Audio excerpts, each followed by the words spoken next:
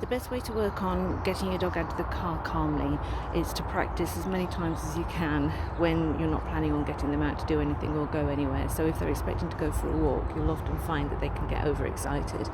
So the idea is that if you do this in the driveway outside your house, in the street outside your house, it doesn't matter really where you do it, but it's just that thing of practicing over and over again. Getting in is quite a thing as well, of not giving them the opportunity to jump in really quickly. So the first thing that I'm going to do is I'm just going to put my hand on the door. If Arch were to move forward, then I would take it back off again. But as you saw, what he did was he moved his head away because that's his cut-off signal. That's him saying, okay, I'm not going to move. So I'm now going to open the door slightly. He has moved forward, so what you can't see is that I've turned my head away again. He's turned his away. So I'm going to open it a little bit further. Now, you may find with teenage dogs that they're already starting to ping, and it can be quite helpful to wait until they go into a sit. I'm not going to ask that of Archie, and try not to use cues to ask them to sit, because when they're really excited, that's too much for them. So Archie's marker word is Chi-Chi, and I'm now marking and treating him for staying nice and calm. If he were to move forward, I would just very, very gently close the door again, not so that it's latched, but so that I can easily open it again. So I'm just going to pull that open again a little bit. He's just moved his head away, so I'm going to mark and treat that. And what I was marking and treating earlier was the fact that he was staying still and not moving forward. I'm going to open it a little bit further, and now I'm just going to stand in the doorway and wait for him to give me at least 3 connections. So I'm just being really clear with him. You need to stay where you are, and we're not going anywhere until I've got my 3 C's. I'm just waiting again. Good boy. And with this one, they don't necessarily have to look right in your eyes, although he's just done that very beautifully. But for some of them, it's too much at first. Even if they're staring at the treat pouch, I would accept that. They might be connecting with the treat pouch, but you've got a degree of connection there. And if you've got your other 2 C's, if they're calm and you can see they're really trying hard to be self-controlled. Now, what I would do in this situation when I'm first starting to do this is I would quite simply shut the door again. So I'm just going to close that door, and then I would get back in the car and we'd drive off. Or if we're on the driveway, I would then go through the process again to get them out calmly.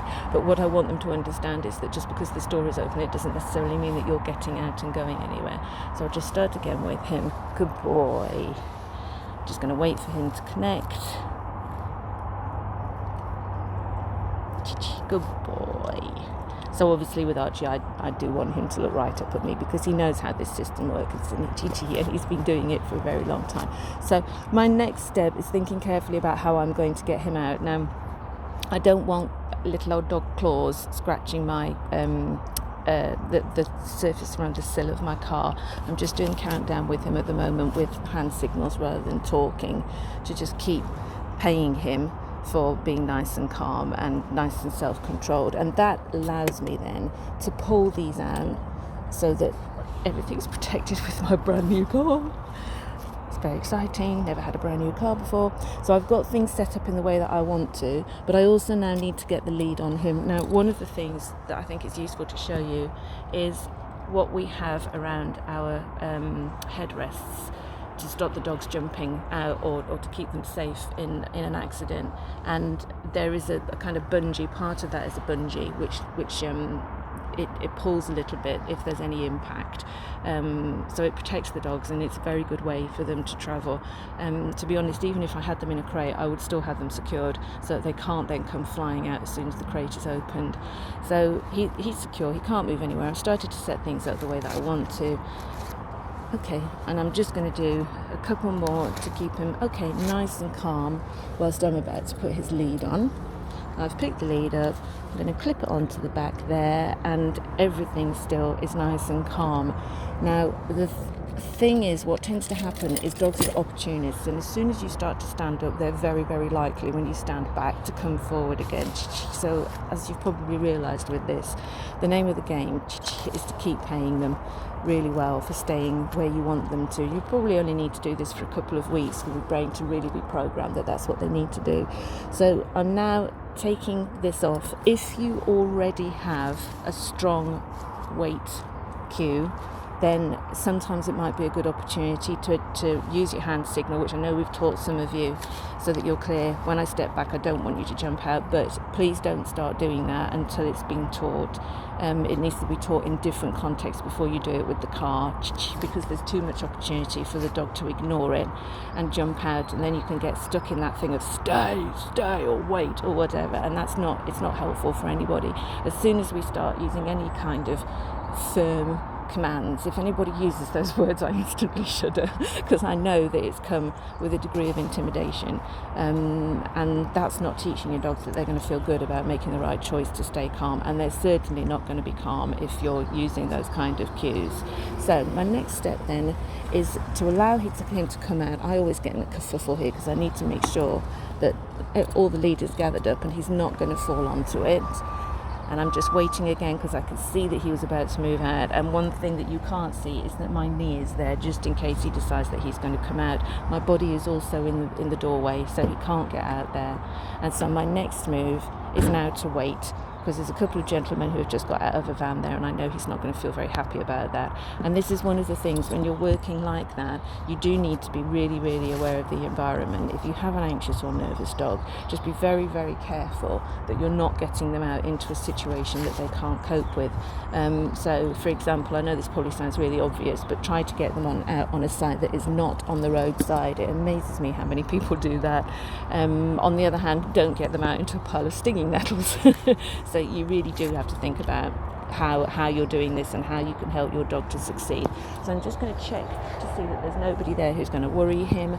And now, as he gets out, I'm going to give him his cue. But what you will start to do, you will use the cue with the action. So as he gets out, I'll give him the cue. But then after you've been doing that for a fortnight, you can use the cue to say to your dog, okay, it's fine to get out. So I'm just going to show you the first step with that. So I step back, he starts to move, out you get. Good boy. And then I just stand and wait until he reconnects with me. Good boy. So what he understands, because obviously we've done this so many times before, he doesn't go anywhere until we've had some really nice connection. And what I'm looking for are those 3 C's again. So if you look at him, I've got a dog at the moment who is calm, connected, and incredibly self-controlled, because he is really troubled by the activity. Well, not really troubled, but he's not comfortable by the activity around here. I'll just show you that what we've got is there are vehicles going up and down, and all the way around here there's our lovely friendly guy who works here, but understandably he can be a little bit uncertain about this kind of thing. Good boy. And I think the thing that I need to add to our 3 C's, and I'm increasingly thinking of adding, is C for comfortable. And if you have a look at his little tail, he's not ever so comfortable at the moment, but I'm just, good boy, I'm just doing a few okay releases to get some movement in there. But as you can see, I still haven't moved away from the car. So, and I'm not going anywhere until I've got really solid 3 C's. That's starting to look a bit better. Good boy. So that's how to get out of the car calmly. And now I would, if he were nice and calm, I'd consider walking along. But when you're starting to do this with your puppies, I wouldn't expect to go much further than probably that sign down at the end there. Or with some puppies, not even further than that first tree there, because it's all about teaching them that they need to do things in a nice, calm way, and that they do it on a connected, loose lead as well. So have fun with that one.